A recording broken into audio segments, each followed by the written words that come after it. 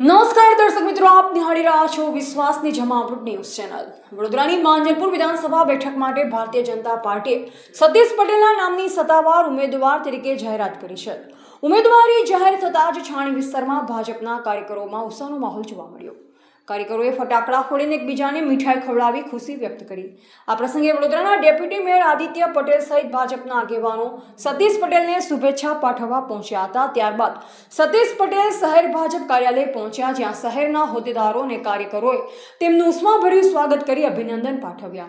સમગ્ર કાર્યક્રમ દરમિયાન ભાજપના સમર્થકોમાં ચૂંટણીને લઈ ઉત્સાહ જોવા મળ્યો। સતીશ પટેલને સંગઠનમાં લાંબો અનુભવ ધરાવતા નેતા તરીકે ઓળખવામાં આવે છે।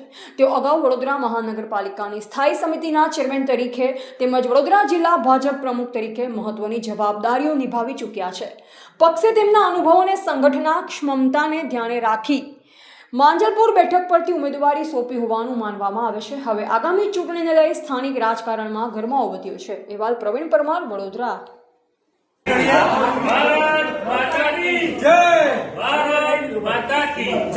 મીઠું ખવડાવજો।